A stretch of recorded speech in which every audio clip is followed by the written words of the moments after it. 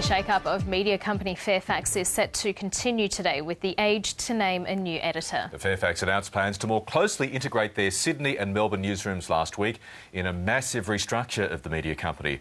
For more on what to expect from today's announcement, we're joined now by our business editor, Peter Ryan. He's in Sydney. Peter, good morning. Just take us through, firstly, what Gina Rinehart wants from Fairfax. Good morning, Michael. Gina Rinehart has made it very clear that she wants 3 boardroom seats at Fairfax Media, and what's more, she wants to have a say or the ability to interfere in editorial functions at Fairfax. It might even come right down to even hiring or firing editors. Now, Gina Rinehart sees herself as a white knight, and in an email response to Four Corners that's available on the website, Mrs Rinehart has said that if she's not welcomed at Fairfax or by the Fairfax board, she might be prepared to walk away, sell her shares and buy them back at another time. Now, the implicit threat here is shouldn't be underestimated.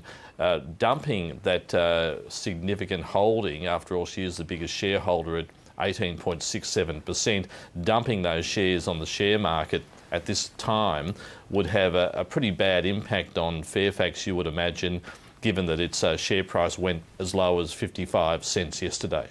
Yeah, there's still a lot of volatility on the share register. Now, we're expecting big announcements from The Age today about management there. What's your tip on what's likely to happen? Well, it appears very clear, and others have said this, that the days when being the editor-in-chief of The Age or the editor-in-chief of the Sydney Morning Herald being able to rule those newspapers as firewalled fiefdoms are well and truly over. Sean Aylmer was appointed the new editor-in-chief of the Sydney Morning Herald yesterday afternoon. He's under no illusion that the role has changed, that newspapers are in a new world, but he's confident that published newspapers as we know them are not going to be dying on his watch. But it will be interesting to see what is rolled out at The Age this morning. Those who've kept a very close watch on the independence and the role of The Age over many years, as I have, know that any move to dilute the role of an editor-in-chief would have a significant backlash at so many levels, not just the journalistic level, but the state government level, perhaps even the federal government level. And I've been around long enough to remember Gough Whitlam and Malcolm Fraser jumping on the back of a truck in the late 1980s, the last time the Age was under threat. So this is going to be a very important one to watch. Well, that's right. Well, today's Unity ticket is Steve Bracks and Malcolm Fraser both signing that letter. Now, before you go, Peter, what struck me yesterday is that Fairfax staff knew these changes were coming. We had the announcement from Greg Highwood, the chief executive, last week of the restructure, but many were still shocked and stunned by the turn of events regarding the leaving from the company of those 3 big editors yesterday.